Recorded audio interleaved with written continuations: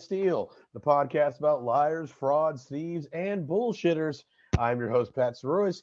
Just reminding you guys that we are a bi-weekly podcast, bi-monthly podcast. And if you haven't already subscribed to us on anywhere you listen to your podcast, go ahead and do so. We're available on all platforms. And if you have not already, go ahead and give us a 5-star review. Best way to get the word out about the podcast.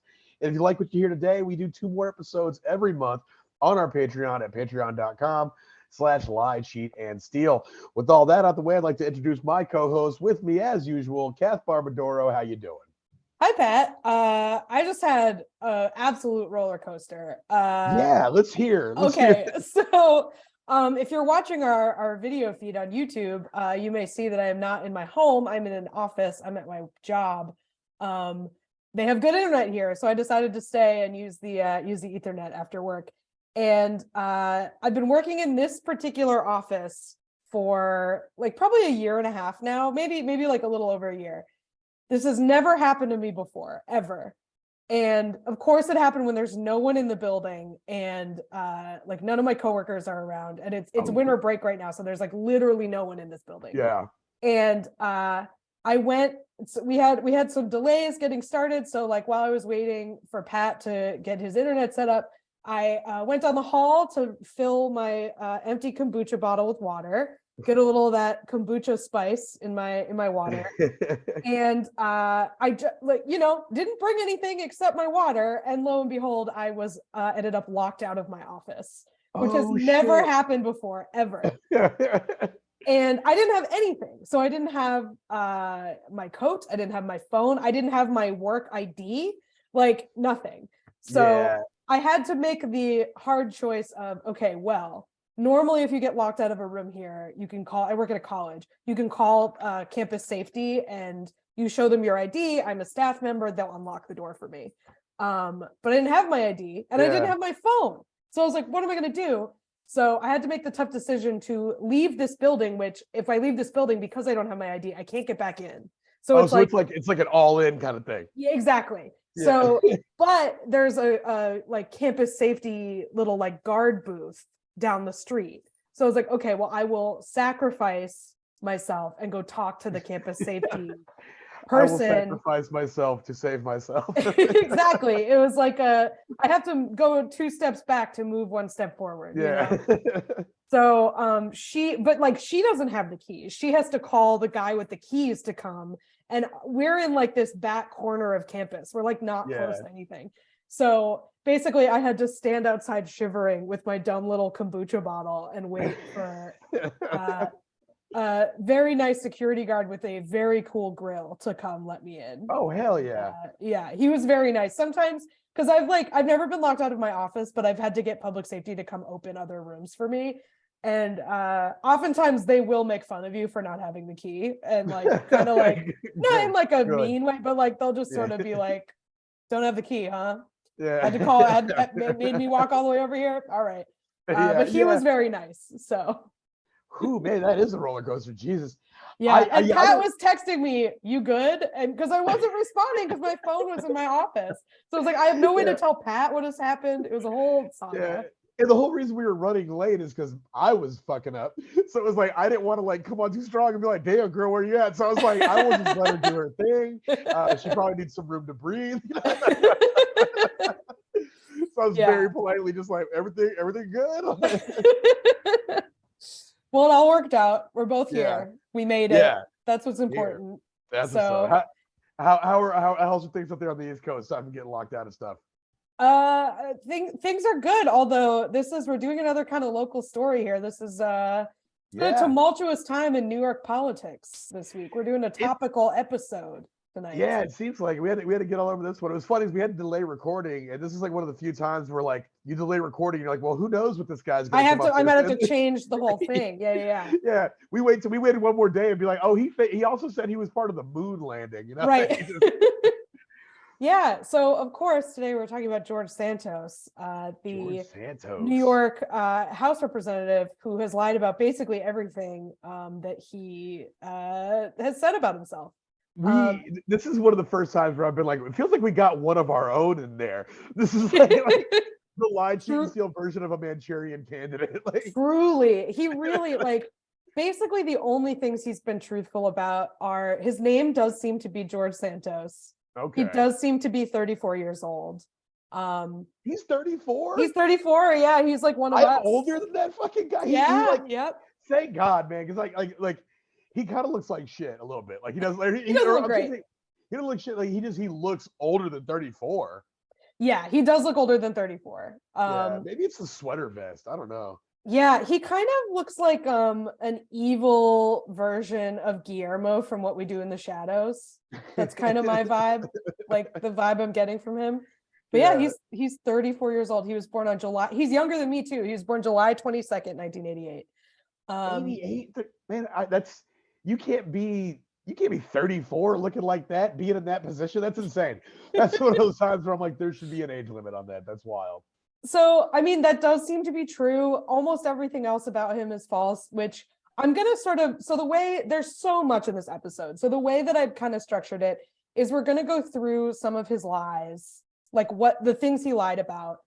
That I don't want to spend too much time on just because it's like there's so much. Like the fact that there's just a footnote here where he was like, oh yeah, he also said he had brain cancer. And it's like only sometimes reported about this guy because he lied about so many other things. That tells you the scope of what is going on here. He has 2 ethnicity lies. Yeah. Multiple. So we're going to talk about the things he lied about first. And then I'm going to try to sort of piece together what he was actually doing, which was other scams. Like he is clearly not, obviously he's like full of shit and he should not be in office, but like this, I think this is a person with a problem. I don't think this is like just some Republican opportunist like being cynical. I think this is like a pathological liar, like someone with a real problem. The shit he lies about I just think keep envisioning that Dr. Manhattan meme, and instead of I made it up, it's just I'm black and Jewish. And and gay. Black, Jewish, and gay. Which again, that it seems like it might be true. That he we'll get into it. He was married to a woman, but like he has ex-boyfriends who've like talked to the press. So like a gay man has never married a woman to get into politics. Right. But anyway, this guy is crazy. Is crazy. He reminds me of, we've covered guys like this before, but it's Anthony Gignac. It's like they don't tend to get this close, especially to win a political election. Yeah. It's insane. And it kind of makes me feel a little good that I know all politicians are liars and they're full of shit. But the one time a guy was just totally full of shit, like full of shit doesn't even describe it. It's a complete fabrication of a person. I'm glad it didn't make it that far. Well, no, it did. He got elected. It did. That's the thing that's like, as a New Yorker, is really upsetting to me, is like the New York Democrats should all be resigning in shame because of this. Like the party leadership who's responsible for doing opera research and fielding campaigns and stuff. Like it is an absolute travesty that this guy won. Like, how can we beat this guy? He's gay, he's Jewish, he's black, his mom's dead, he's got all the boxes. It's like, those aren't real. They're like, we don't Google stuff. Well, okay, so let's get into this. So I do want to talk a little bit about so he represents this district that it's mostly Long Island, very close to Queens. So like it's nice Long Island. It's like ritzy, but it's not like the Hamptons. It's like commuter, like upper middle class. Yeah. Fairly diverse. Where my booker lives, I think. I think it probably is. Yeah. But yeah, so I think it has a little portion of Queens, and then which is like the portion of Queens that it has in it is like the really fancy part of Queens. It's Whitestone, and then Long Island. So that's his district. It has mostly gone for Democrats. It went for Biden. It was previously represented by Tom Suozzi, who was the Democratic incumbent, but he did not seek re-election this time. So George Santos actually ran for the first time for this seat in 2020 and didn't win, and was beat by a pretty significant margin by the incumbent. But this time there was no incumbent, which helped them. But yeah, it was kind of the articles I read described it as a moderate upset, the fact that he won. It was not a certainty. And with any kind of attention paid to this race, he could have easily been beaten.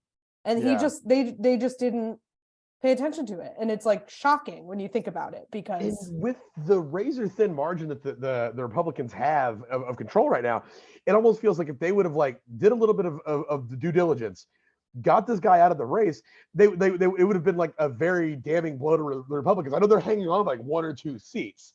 And it feels yeah, like, right? that's And it the feels like everyone margins just are really fucking, thin. And like, I just feel like Democrats in New York are so complacent because they're just like, oh, it's a blue state. Oh, it's a blue state. And it's yeah, like, that's not really true. Like the governor, like, was in real jeopardy in the last election. yeah. Like the Democratic governor won, but New York City is blue. The rest of the state is not blue. And they Yeah. keep counting on this stuff, but they keep getting gerrymandered. And anyway, this is a whole other discussion, but the New York state Democrats should all be like shamed out of office. They're terrible at their jobs. I did a show in Arkport, New York recently. It's upstate. I was at a brewery there, and dude walks up and it's like, "Hey, you guys were funny." Within 3 seconds, he broke a land speed record. He was just like, he's like, "Hey, you guys are really funny." And then it was like, and the reason we don't get anything done around here is because our whole state's ran by that cesspool down the river. I was like, oh, okay, yeah. So yeah, I know outside of the city, it is not the vibe that they think it I is. mean, it's a lot like Austin versus the rest of Texas. It's just that New York is so big they can win elections, but the animosity is there. But anyway, let's just get into this. So Santos won by 8 points. It was Northern Long Island and Northeast Queens. So as we sort of are dancing around, his biography does appeal to these kind of Northeastern Democrats who, are like they don't like to think of themselves as racist, but they like Republicans. So like, he described himself as the son of Brazilian immigrants. He grew up according to him, he grew up in poverty in Queens. He's the first openly gay Republican to win a House seat as a non-incumbent. He basically, his story is that he pulled himself up by his bootstraps. He went to a New York City public college. He then got into Stern Business School, which is a New York City really prestigious business school. He worked for Citigroup and Goldman, and he started this amazing animal rescue charity. And he like manages all these properties for his family. He's like this up and coming businessman, the embodiment of Republican ideals. He's just exactly bootstraps. Being gay and Jewish didn't stop me, or being an immigrant didn't stop me, like that kind of stuff. You don't see me down here just hollering about how gay and Jewish I am. It's like, no, actually we do. That's kind of a big part of your thing. Yeah. But yeah, so we'll just go through these sort of point by point. He not only claimed to be Jewish, he claimed that his maternal grandparents, his mom's parents, were Ukrainian Jews who came to Brazil to flee the Holocaust. Yeah. So he claimed that he was related to Holocaust survivors. That is not true. Yeah, very famously, he said, "I didn't say I was Jewish. I said I was Jewish." Yeah, like, are you Gary Shandling? Shut Incredible. Up. He's just gonna follow a lie with a hacky bit. It's like, are you trying to just like respect you, man? Presses a button and the Curb music plays. Like it's a whole. I said it was Jewish.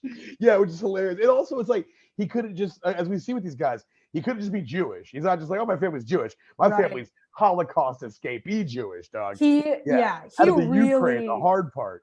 And that I think is like the real tell that should have been a tell much earlier. Is he does this thing like a lot of sort of the compulsive liar type people that we cover. He ties himself to these major tragedies and stuff. Like he also says that his mom was the first female executive at a major financial institution, and that she worked in the World Trade Center, and that she died because of complications from September 11th. So, which like was a real thing that happened, that like people had like really severe respiratory problems, people who survived.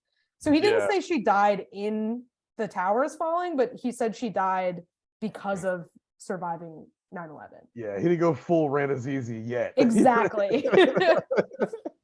So this turns out not to be true. She died in 2016, and her job was listed as a cook and a house cleaner. So she was not that anybody can find. She did not work in a financial institution, and there's no evidence that she was working in the World Trade Center or anything like that.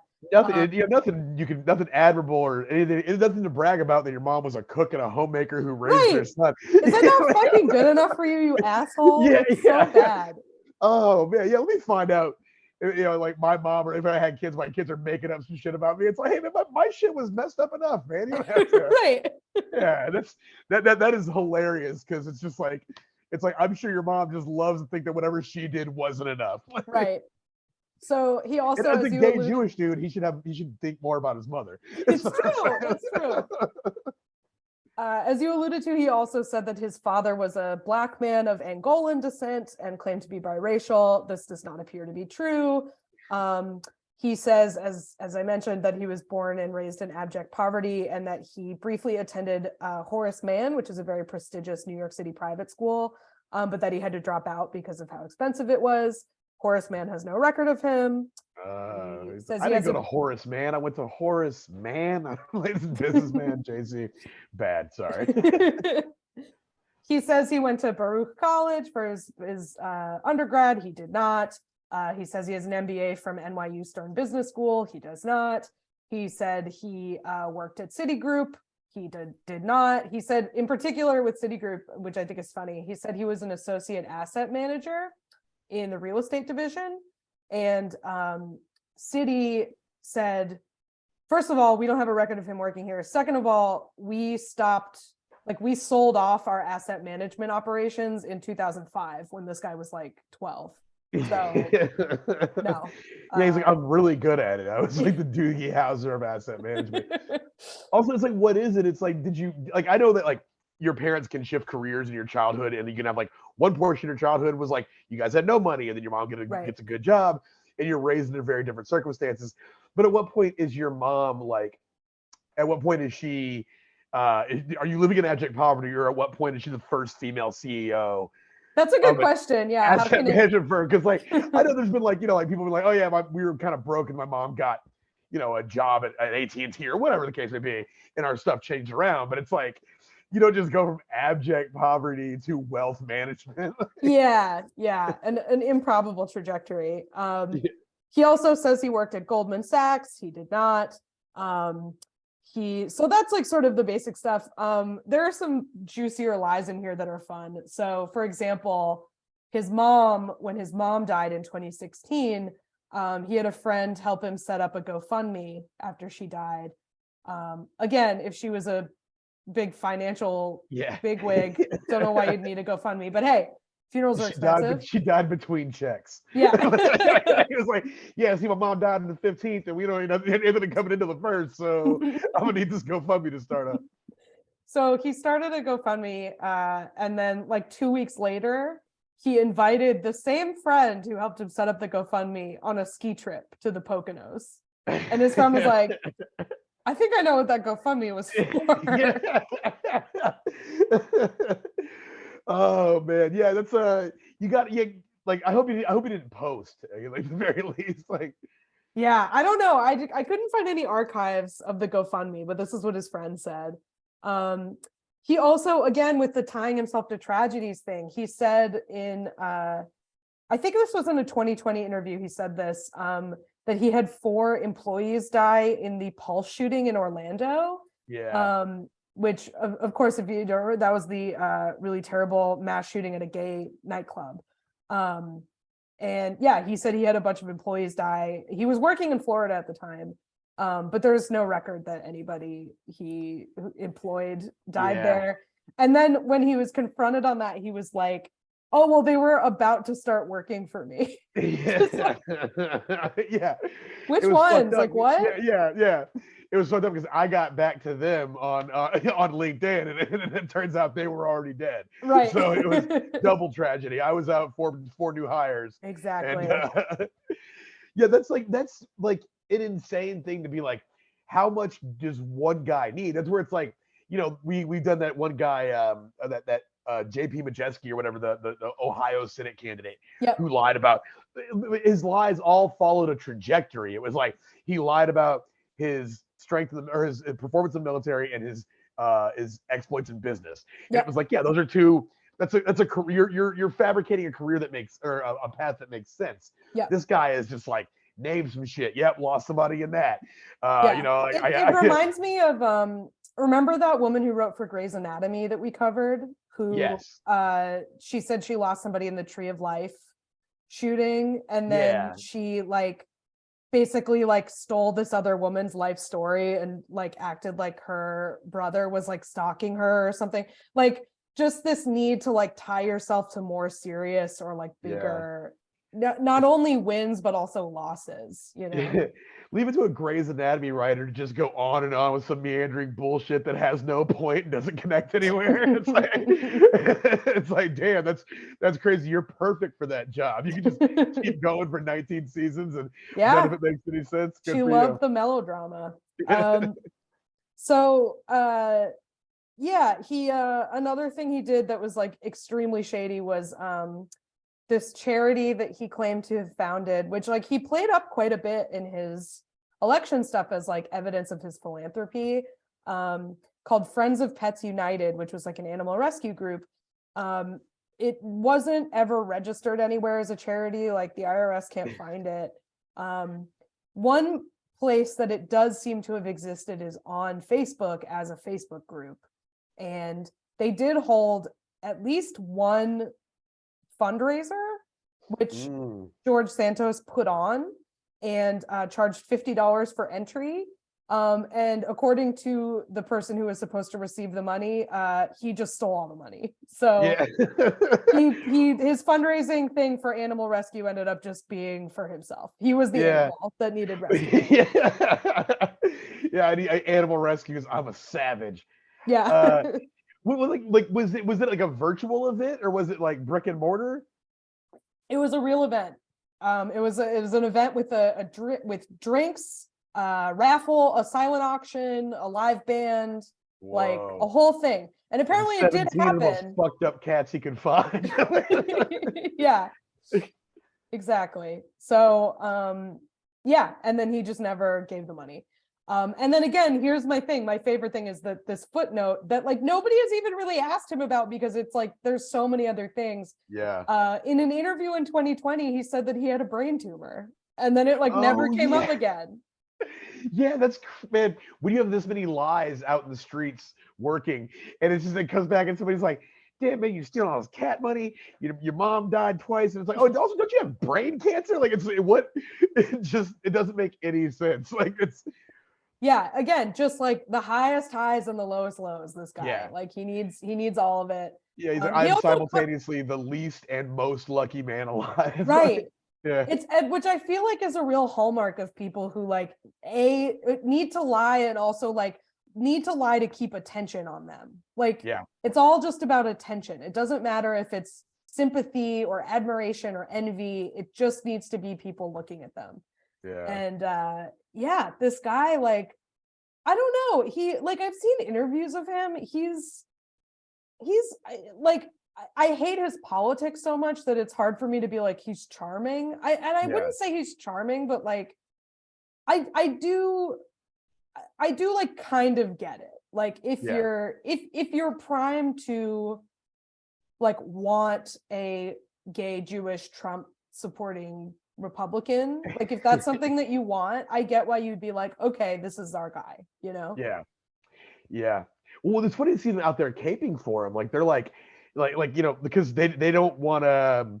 Obviously the Republican Party has been a fucking spectacle this week. Yeah, And no, they're like really keeping silent about this now. Like they have Yeah. not condemned this guy. They're just waiting to see what plays out. Marjorie Taylor Greene's goofy ass was like, she was like, the left hates him because he's everything they can't stand. He's a gay. It's like he's a gay Trump Jewish. She basically like just repeated all his lies, and it's like, no, he's none of those things. Or always Right. even one of those things.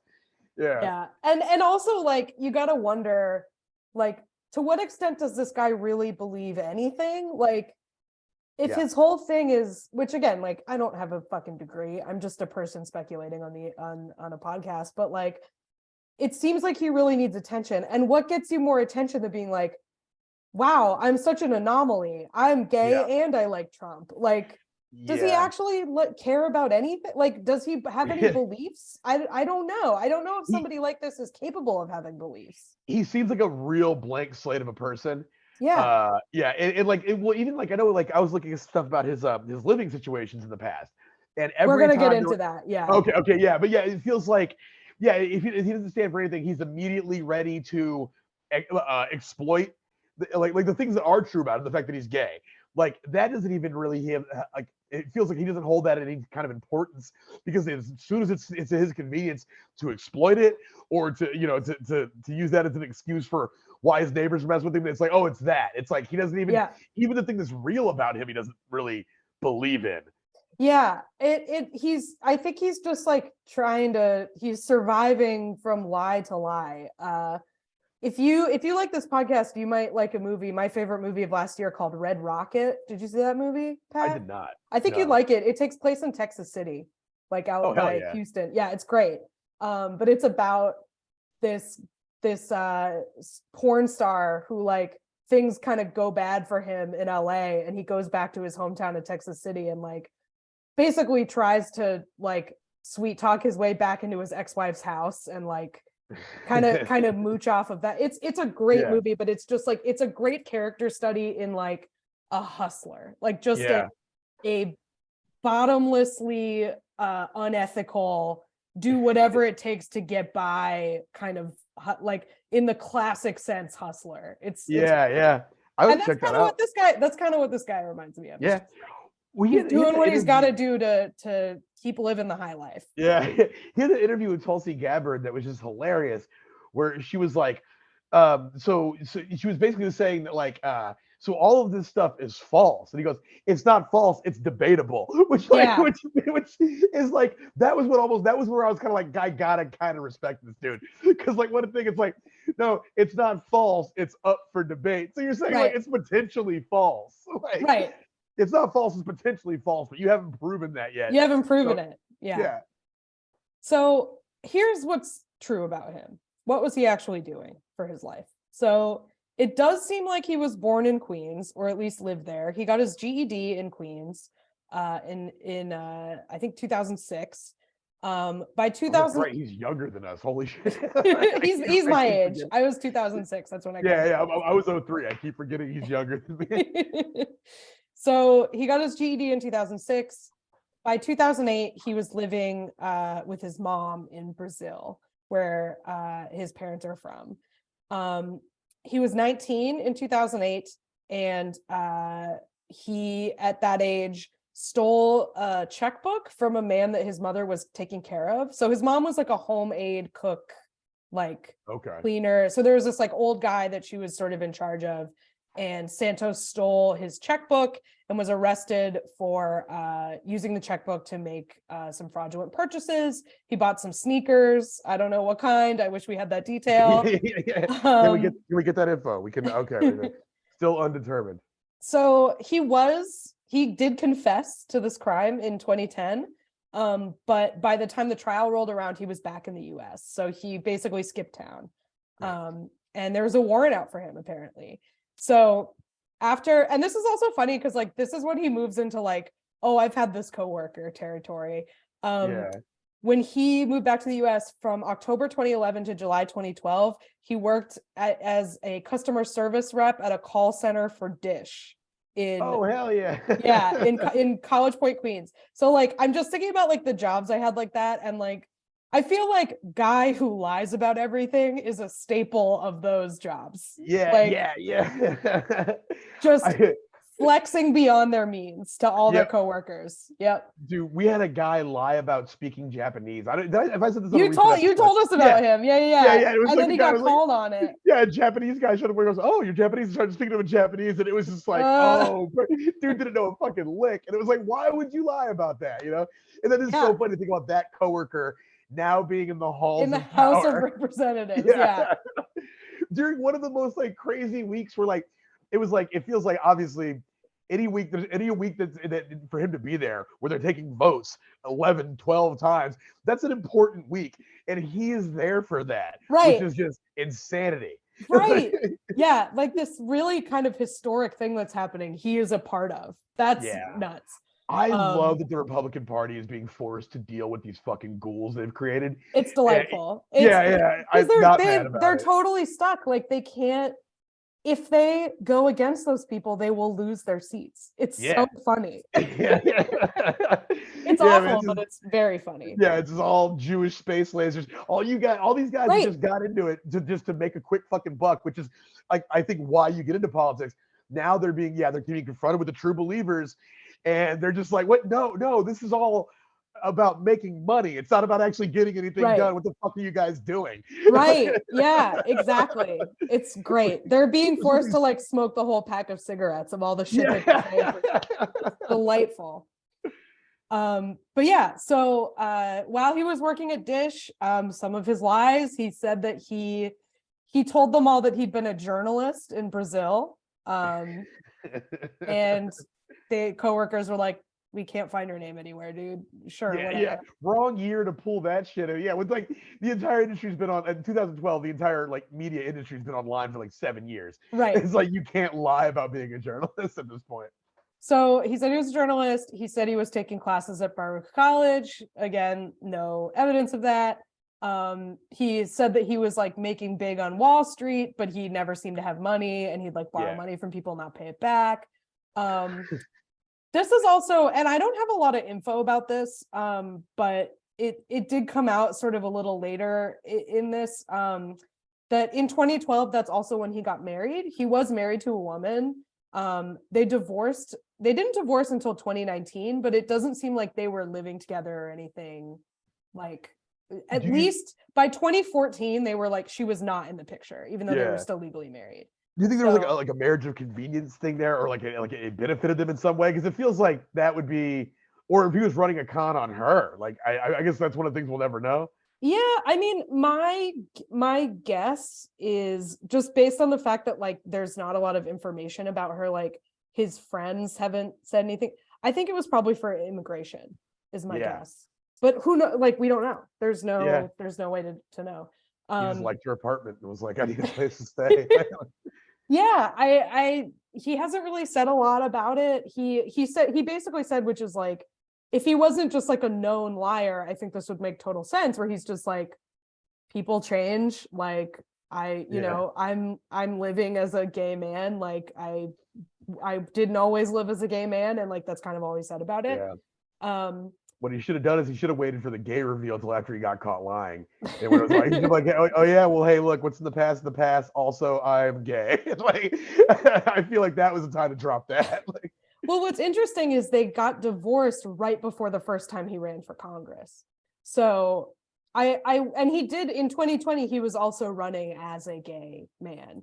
Yeah. So I wonder if it was just like I don't want people digging into this because it wasn't totally on the up and up. Like maybe they got married for health insurance. Maybe they got married to help her get into the country, like something that you wouldn't want coming up in the congressional campaign. And also he was running on the fact that he was a gay Republican. So so if there's ever a time to divorce that woman that you're married to, it's the time that you're running as a gay man. Yeah, which like, of course, this has prompted many jokes about a gay politician was married to a woman. That never happens. Like, that's pretty much how it was done until like last year. But yeah, so there's like one quote, one sort of recollection of him here that like, I guess what I'm trying to get at by like piecing together the rest of his life is that like, he is not just scamming to get into politics. He is a true scammer for all time. He is in this for life. This is not behavior that started with his election campaign, you know? Yeah. So yeah, the recollection I have of him is from Pedro Villarva, who was his boyfriend in 2014, which is why I said like the woman was out of the picture because Pedro doesn't mention her. One thing that is extremely shady about this is that when they met, Pedro was 18 and Santos was 26. Little creepy, little gross. It's not great. Yeah. Also, it's one of those things where it's like if you like backtrack like a few months before they met, like even if the dates are a little off, it gets very, very problematic. Like, it's like that's technically allowed, but I don't like it. We all know what's going on there, but like that's not cool. But they dated for a while, and then Santos suggested they move in together, which they did. And of course, this became Santos talking a big game about how he was going to make all this money from his investments, but he didn't have any. So Pedro was going to have to front the bills. Getting an 18-year-old to pay, like, yeah, don't hook up with an 18-year-old if this is your prerogative, because they do not have money.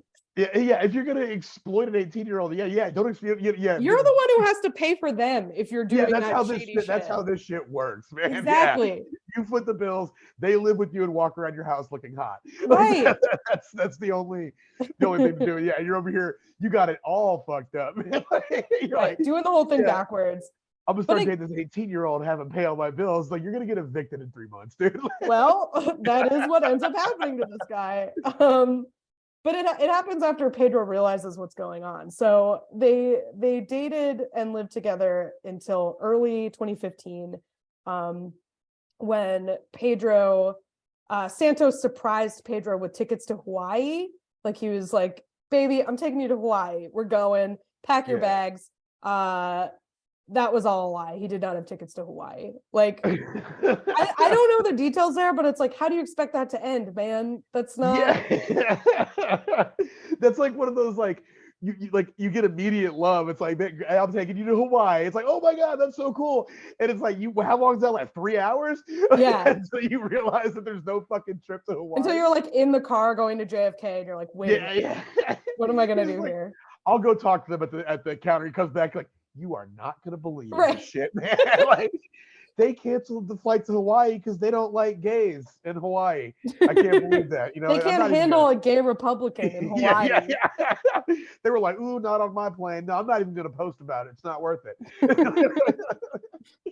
So that's when he got suspicious. And then a while later, his cell phone went missing. And he was like, I think this guy pawned my cell phone. I think that's what happened. So that caused him to Google him, which, again, this speaks to how terrible the New York State Democrats are at their job. This 18-year-old boy Googled this guy, which, like, and he has a common name, and this 18-year-old still figured it out. Yeah. Also, he Googled him and found he was wanted by Brazilian police. So if he found it, the fucking Oppo research people could have found it. Yeah. And he didn't have a phone. You're right. He had to go to a goddamn library and look this up. Like, that's, and they couldn't even just one quick Google, like, nope. Even if they were like, hey, just Google, how are we going to beat George Santos? Like, like, just Google that and his name will come up eventually. Yeah. So thankfully Pedro got out. And then a few months later, Pedro, if you're out there, fucking keep rocking on, man. Hell yeah. Thank you for giving interviews, Pedro. We really appreciate it. You're a good sport. Yeah. Get real messy, Pedro. Yeah. Like, we need you out here. Spill the tea, Pedro. Get paid. Get paid for these appearances. Yeah. Also, can't stress that enough. I hope Pedro's doing good, man. Me too. But yeah, so a couple months after Pedro moved out, Santos is served an eviction notice, as you said. The 18-year-old apparently was doing good because he was paying. He was paying. He was on top of his game. He was Googling shit. He's bringing money in. Yeah. So this is a series of evictions happened to this guy, but this is in November 2015. His landlord files an eviction suit in housing court against him. And this is kind of weird to me. It's for $2,250, which seems low to me for housing court. Like, that's only like a month or two. I don't know. That seems New York, that doesn't seem like a full. It's like I think, I don't know what New York's eviction laws are, but it feels like you got to rack up a few months. Right. And that's like, what's weird too, is that they find in favor of the landlord, which, like, I don't know, you have to like be a pretty gnarly tenant to like really get evicted. Like, I don't know. You have to be like doing some really shady shit for the most part, or like really not paying. Yeah, a series of evictions is just a terrifying sentence. That's just like, you just think about that, like, oh shit. But yeah, just like an eviction usually wipes somebody out, but somehow this dude kept moving. He was just like, man, I don't. Kept going. Yeah. So that was the first eviction. We'll get to the second one in a minute. After he gets evicted, he does what all scammers who are down on their luck do, and moves to Central Florida. which it's like the guy in Red Rocket going back to Texas City. Yeah, It's like, yeah, it's yeah. just where you go, you know? Yeah, I wonder, like, at any given time, how many scammers are in Central Florida just kind of getting shit together again. They're Yeah, like, all right, collecting. yeah, plotting their next move, just hanging out. They should have like a Where Ted Bundy went. Yeah, That's yeah. Just like, it's where you go. to get his groove back. He's like, let me just figure out what this is all about, man. So he goes there, and this is one of the only legitimate jobs that he put on both his fake resume and that he actually worked. He worked for this company called Hotels Pro, which was a hotel booking company owned by a company called Met Global, and he was a VP there. So he did like nothing super wild fancy. I think he earned like $60,000 a year or something, but like he was doing okay, and he was doing this like legitimate job. But again, like when he was working at Dish, he was talking himself up to his coworkers as this high roller who was just sort of like passing time because his investments had taken a downturn, but it was only a matter of time until he was back on top, you know? Yeah, that was me at Thundercloud during quarantine. Yeah, totally. I was like, yeah, man, I'm kind of a big deal. You know, once shit opens back up, I'm gonna get out of here and let y'all make these sandwiches again. But also, I need as many hours as I can get. Yeah, that's basically his coworkers were like, he was not acting like a guy who had lots of money. He was really, I don't think he would work a $60,000 a year in Central Florida if he had a lot of money. The biggest inclination I had is why he may not have had as much money as he said he did was he kept asking me to borrow money. Yeah, and not paying it back. Yeah, not paying me back, yeah. So he then moves back to New York, and in May of 2017, he faces another eviction case. This one, he owes more than $10,000. So I'm like, okay, that to me, that I was surprised by the other one. Owing $10,000, you're gonna get your ass taken to housing court for sure. That's a real New York eviction right there. That's quality eviction. So he said his landlord said he hadn't paid rent in over 5 months. There was a warrant of eviction, and he ended up owing over $12,000 in a civil judgment, which he of course did not pay. Because why would he? Why would you say, dude? You're not gonna take him down with a court order to pay 10 grand. That's not gonna knock my boy George Santos off his pivot. Absolutely not. Yeah, there's a bullet off of Superman's chest right there. He's gonna take that and keep moving. Well, he like this is the thing, is like, obviously I can't root for a landlord. That's tough to do, you know? But thankfully, Santos makes it easy for all of us, because these evictions are very ironic, because he also pretended to be a landlord who wanted to evict people in a massive move of projection. During COVID, he was constantly tweeting about the squatters in his 13 properties that he could not kick out, who weren't paying rent, these lowly, no good, non-rent payers. Yeah, if you're gonna think of a time to like get people on your side for being a landlord, middle of pandemic, not a good look. That was not a good look for anybody if you're trying to evict people in the middle of the pandemic. And he was getting evicted when times were good. So it's like, what do you mean you're a gay Republican? Like, you were getting evicted during like the normal economy, and now you're like, this fucking COVID freezes on pandemics or COVID freezes on evictions are ruining me. Yeah. So just very funny. It's like, okay, well, the like last grain of sympathy I had for you, because I don't like landlords, is pretty much gone. Because like, you were the victim of landlords, and you still sided with landlords to the point that you pretended to be one. Like, man, pretending to be a landlord, that's just the saddest dude at the landlord party. Like, so I don't sad. do whatever landlords do. I don't know, they have like cockfights and like can trade homemade jewelry. I don't know, who knows what they do, but yeah, the guy there who clearly doesn't own any properties. Well, that's so he claimed that he claimed that his family had 13 properties. 2 of them, he said, were mansions in Long Island, and he was trying to sell this mansion that he claimed to own in the Hamptons. He was like, well, I don't go out to my Hamptons house that much. Who wants to buy it? And it's not his fucking house. Like, he said he tried to sell it, the house that he pretended was his. He tried to sell for $10 million. it actually sold for $2 million. So he's even like he's like even embellishing the things that he made up out of whole cloth. Yeah. Just insane. An embellishment of an embellishment. Yeah. Truly, truly incredible stuff. Yeah. So just an absolute asshole. He in 2019 he decides to run for office. I guess I don't know what prompted him, which there's a few sort of questions here about like where this guy came from politically that are sort of still unsolved, which hopefully we'll learn more about as he is investigated, which we'll also get into. But so he launches his first run to House in November 2019, and he says he was working at a company called Linkbridge Investors, just another sort of financial services company. It does seem like he worked there. Again, he was a VP there, like he was at Hotels Pro. He declared earnings of $55,000, and around like after he submitted these financial disclosure forms, sometime during his Congress run, he became the regional director of a company called Harbor City Capital, which is another sort of investment firm. But the thing about Harbor City Capital is that they have already been investigated and been found to be a Ponzi scheme. So George Santos was not like he was not a higher up in this company. So he didn't end up like going to jail or having any fines. And he claimed prior to everyone knowing that this guy was a scammer, he claimed to not have any knowledge that this was a Ponzi scheme. But yeah, Harbor City Capital, this place where he worked, was investigated by the SEC.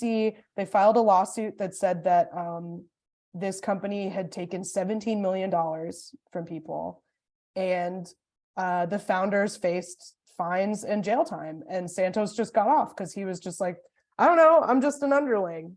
Yeah. There's a hook to this one? There is more. So he says that he didn't know, but then 2 weeks after this company was dissolved because of the SEC complaint, a handful of former employees and executives at this company founded another company called Red Strategies USA, and corporate filings list Santos's LLC as a partial owner. So like he was clearly involved. Yeah. Clearly involved.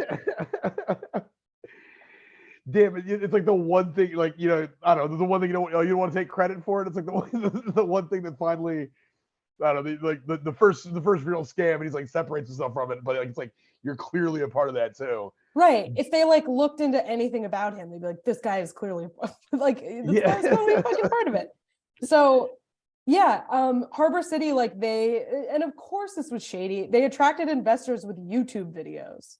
So yeah, that's like the shadiest shit. It's basically just like a crypto scam, pretty much. Yeah, if anybody's stupid enough to not skip ad, is gonna get fooled by that, which is just anybody not stupid enough, too stupid to not skip the ad. So, and we get a little bit in the weeds here. I'm going to try to keep this part pretty brief. But so around this time, after Harbor City Capital dissolved, when they named his LLC in this Red Strategies USA company, his LLC is called the DeVolder Corporation, which is his middle name or another one of his names, DeVolder. The Red Strategies listed the DeVolder organization as a part owner, but the DeVolder organization had not yet been incorporated. So like 2 weeks after they incorporate Red Strategies, he incorporates DeVolder. And then this group, Red Strategies, they do political consulting work, which basically just means was paid by for unspecified reasons. Yeah. They did political consulting work for the Republican who unsuccessfully ran against AOC that year, which is just like all these people are connected and shady and weird. Yeah. And yeah, so is that believed to be like his first like link to like politics? Well, this was all happening around the time that he was running for Congress. So yeah. I think this was like sort of concurrent. But the thing that's also shady about these is when you incorporate like this, you need to file an annual report in order to stay a corporation. And none of these organizations did. So they were all automatically dissolved the next year, which is just like very weird. Yeah. So another thing that, again, this is the part that's like, we don't totally know what happened here, but the DeVolder Corporation, before it was dissolved for not filing an annual report, Santos claimed that he made $750,000 from it. And he said it was a client services company, but he didn't list any clients, which like that's against the rules. And this is probably what's going to end up bringing him down. It's not going to be lying about being Jewish or something. It's going to be campaign finance laws. That's what's going to screw him over, is like financial disclosure stuff and misuse of funds. So, we don't know where he got that money. This also, he gave a $700,000 donation to his own campaign. They don't know where that money came from. Yeah. Did he position that as a loan? Yeah, but like it was a loan from him. Yeah. So like, where did he get that money? We don't know. You know? Is there a possible way, like, I don't like if the funds are like totally accounted for, but like that feels like there might be a way to be like, oh no, I loaned my campaign $750,000, so now we get this campaign finance, and now it is my campaign's responsibility to pay me back $750,000. But if you could falsify the loan in the first place, if there was no loan, and then you're being paid back out of the campaign finance funds, maybe that's a way to like, siphon, like in the pawn shop, be like writing a ghost loan, be like, yeah, there was a set of rims in here, I gave $4,000 for it, they're not there. It totally could be that. It's just like, it's all very strange, and he's very vague about it. And you can't say you have a client services firm and then not list any clients, because you have to disclose any, if you're getting paid more than $5,000 from a single source, you have to disclose it on these campaign financial disclosure forms. So like, unless you have a bajillion clients all paying you $4,999, like this is going to be a problem. So the mystery donor is just him with like glasses and a fake nose. It's like, hey, I'm Sorge Jantos. Right. It's very weird. So the DeVolder Corporation has no public-facing assets or other property, no other employees. He doesn't list any clients on the disclosure forms. This all is probably in violation, if not just like totally outright lies. And I know it's all fake, but it's just like, what are you going to consult somebody on? It's like, hey, are you a fake Jewish, fake black, gay businessman out there? Like, do you need some consultation? Like, what are you even an expert on other than just being full of shit? That's hilarious. You know what's kind of interesting to me? He says that his organization, he says that what he does is he connects rich people with luxury high value items. So like he says he'll like help people get a yacht, or like help people get a private jet, which, you know who did that? The guy who fraudulently tried to buy the Islanders. Remember? Oh yeah. That was his job. So just very interesting that's man. Well, yeah, I guess it'd be like if your job is facilitating rich people with their toys, there's a lot of room for scamming. I like. And also you're somebody who's like obsessed with image and like looking wealthy and stuff like that. Yep. But I don't even know if he even did that. Like, it's hard to say if that he even actually did that. Yeah. Well, that's like with Brett Favre, when he said his welfare scandal, he was like, well, no, I'm rich. So rich people don't donate money, they raise money. Yeah. Is what he would, and it's kind of a thing. It's like just connecting the wealthy with the things they want and stuff. And it's like, instead of just giving money, I don't know, you're just trying to like procure wealth from other people. Mm-hmm. I've been out in West Austin all week, and one little fun fact I've learned about the wealthy, I was tweeting about it today. Their houses are full of people all the time who don't live there. Like we were there today, it was me, the other carpenter, a guy doing a marble countertop, a dog groomer, and a house cleaner, and the people weren't. Yeah, I noticed that when I was in Los Angeles, like just walking around, just everybody like nobody's home, but everybody has like gardeners in their lawns and like maids at their house and stuff. It's very weird. Very strange. The whole neighborhood is just full of construction workers and white women walking two dogs. Yeah. So this is sort of the last little piece of this here is, again, I think this stuff is actually what's going to bring him down. It's not going to be lying about, you know, where he went to school and stuff, because that's just like it's more egregious in some ways, but it's also like harder to kind of prosecute. But well, actually, there's one more fun lie before we get into the campaign finance stuff, just in the timeline of things.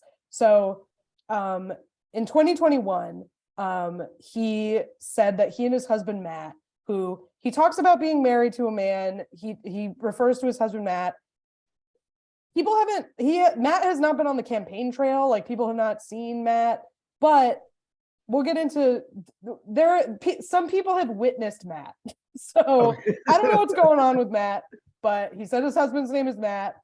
We have not gotten any quotes from Matt that I understand. The funniest thing that could be from Matt is either A, he's super reserved and is over George's shit already, or he's like mid-20s service industry messy gay. Yeah. Either one of those would be hilarious to me. But if he was just like a dude who like bartends at Jackalope South Shore, like, and he's just like, just a ball of chaos, I would also love that. That would be amazing. Just doesn't give a fuck about any of this. Is just having a great time. Is gonna get popped for cocaine during the next campaign. So Santos said that he and his husband Matt in 2021 their house had gotten egged and people had thrown rocks at it because they had gone to a party at Mar-a-Lago, and that they had been harassed because they had been to a party at Mar-a-Lago. And Santos said they had to move because of it. They were, and this is a classic case of that guy who spray painted Black's Rule on his driveway.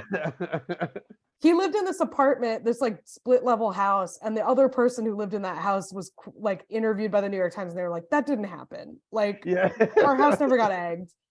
And also they didn't move. Like, they lived there. They said they moved, they didn't move. So man, very funny. I don't know why that shocked me. He lied about everything else, but I was like, he didn't move? I was like, that's crazy. That somehow got me though. But yeah, that's also, it's one of those things of like, he has a whole new other thing to play with of discrimination. It's like, they hate because I'm gay, they hate because I'm Jewish. Also, they hate because I went to Mar-a-Lago. And right. Like, nobody gives a shit. Also, like I feel like in New York, you're not super personable with your neighbors. It might be like, hey, what's up? Yeah, I don't know why people would know that. How they know? Like, I smell it on you. Smell like Central Florida, you piece of shit. Right. Like, how does that? I don't know. It's very strange. But so they did actually end up moving somewhere, because that is some of the evidence that is being used against them in this complaint that just got filed, which we'll talk about. So during this congressional run, it seems like Santos was just wildly misusing funds and wildly overspending. And one of the things that they think he was spending on was rent in a house in Long Island for him and his husband. And this is where I said that Matt had been witnessed. So the campaign paid $11,000 to a company called, quote unquote, Cleaner 123.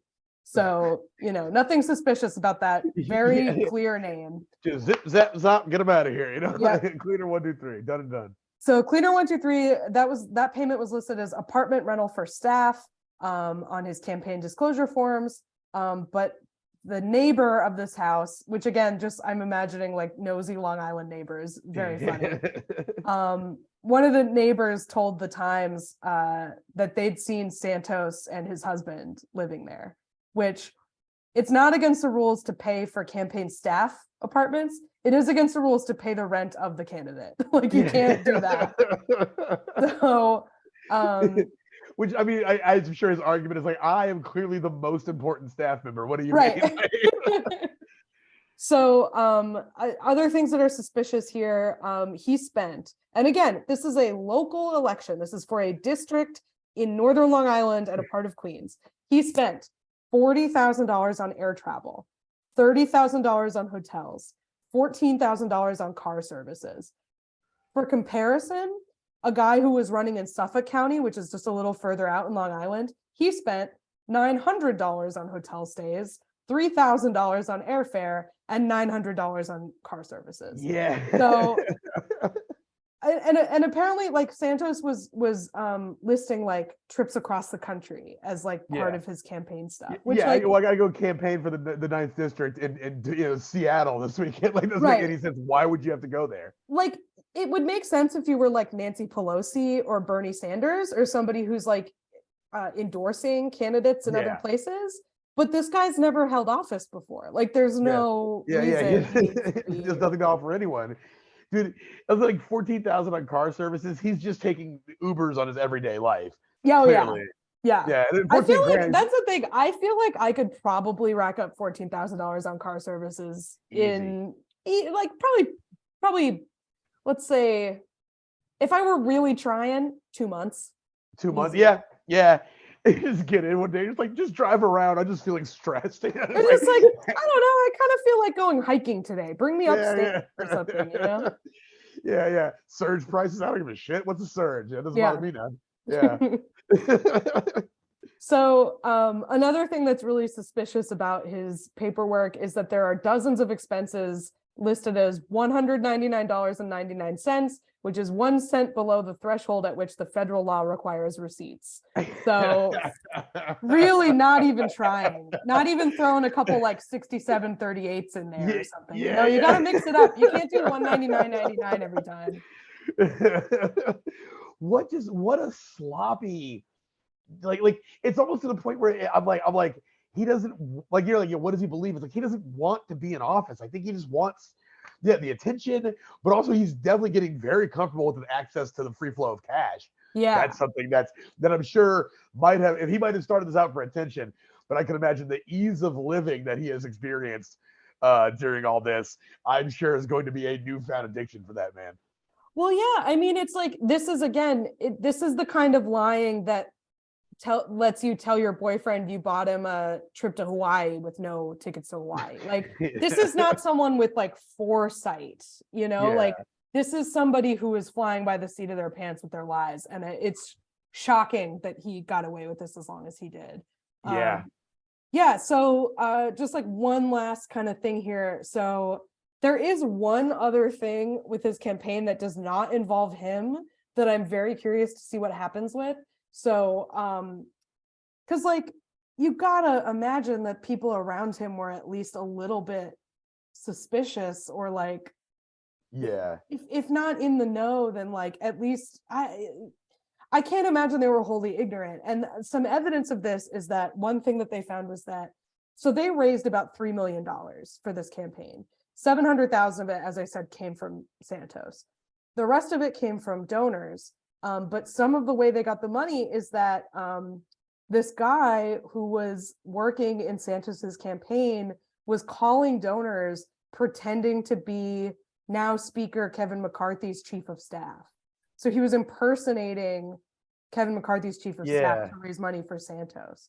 So basically acting like Santos had been endorsed by this like big, and that they were personally making calls for him, which is illegal. That is illegal. And it also speaks to the fact that like Santos is not the only crooked person in this organization, Well, again, it's like the Trump presidency, like it was just this whirling dervish of chaos that all sorts of other bullshitters were able to latch themselves onto. Yep. And I don't know, like I can imagine if you work professionally for campaigns, after a few years, you can just spot somebody where like, oh, this is a shit show. Yeah. And and maybe there's like, I can imagine that it knows how to like if you work at a place and you realize they don't count money or whatever, or they don't check inventory, and you're like, well, guess who's eating a sandwich every day? Your boy, because they don't check the shit. I wonder if that's a campaign staffer being like, this guy is completely full of shit and is only a while till the bottom falls out. I'm just gonna start doing my thing for it. Too. Yeah, I don't know. I'm really curious as to what's going to happen with that. But yeah, so yesterday the Federal Election Commission filed a complaint against him. Santos has said that the only thing he's guilty of is embellishing his resume. He said that he hasn't done anything unethical, which is like, guilty of is caring too much. Yeah. It's really interesting though, because like, Marjorie Taylor Greene is like going off or whatever, but like the party leadership is really keeping, like the Republican Party leadership is not making a statement on this. Like they are not condemning him. They are just waiting to see what happens.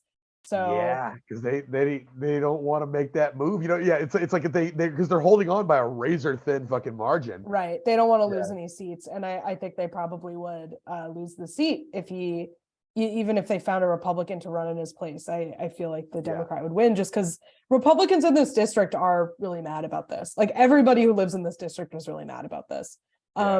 There was, I will say, there was a local paper that kind of raised red flags about Santos back in September.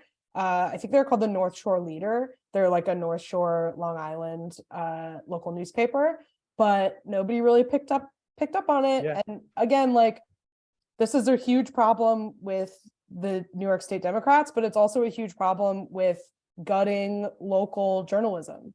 The fact that local papers don't have money anymore to investigate things. Like, they don't have money to pay people to do investigative reporting. And that's how this stuff happens. So, and like, Newsweek is on Long Island, but they're run by Republicans. So why would they look into Oppo research on a Republican? So yeah, it's really frustrating and sad, but also extremely funny. So yeah, I just the nightmare blunt rotation that is the current Republican Party. Yeah, is just insane, man. So cursed. Yeah, worth it. I mean, I guess we still got to see how it plays out, but as of right now, I mean, the guy's kind of killing it. You know, he might be able to like do a Rittenhouse, you know, and just like become like a meme guy for the right. Because they have no scruples. They don't care. They're like, oh, you made a bunch of libs mad. Even if it's by murdering people, we're still gonna like. Yeah, we don't give a shit. That's based of you or whatever. Yeah. So, who knows? Who knows? Yeah, he's good. I can see that. He definitely has. Wherever he goes, he's got a career in one of those, you know, some sideshow. Some shit heap network. But for right now, he's living pretty good. Also, imagine your first week of work, you don't have to do anything. Like, true, yeah. Yeah, he got all those free meals. He got a week of snow days, basically. Yeah. Well, so worth it right now, but the jury's still out, man. So, God, to Kat, thank you so much. I know that was a big story because I wanted to keep our regular back and forth release schedule. But I was like, that George Santos is hot right now. So thank you for looking all that up, because you give that guy 5 more minutes and there's 2 more pages of material. Right. So, well, guys, that was the story for George Santos. If you liked what you heard, we do 2 of these every month for free. And we're going to have 2 new episodes dropping every month on our Patreon as well. That's patreon.com/lie, cheat, and steal. We also have our YouTube videos going to be are up now. So go check us out on YouTube. We're on TikTok. We're freaking everywhere. And if you got to come find me, I'm on the internet at PZTX. That's PEEZYTX. I post all my dates. I'm going to be back in McAllen in the Valley in South Texas on the 20th. That's going to be really fun. So check me out. Kath, you got anything coming up? I have another podcast called What a Time to Be Alive. It's a weekly podcast where we talk about stupid news stories from the past week. I'm on social media at Kath Barbadoro. I post all my dates on there. I think that's all I got. Thank you so much for listening, everybody. Yeah, guys, thanks for tuning in. Be safe out there. Enjoy your new year. Be safe, be smart, but above all, don't get caught. Don't get caught. See you next time.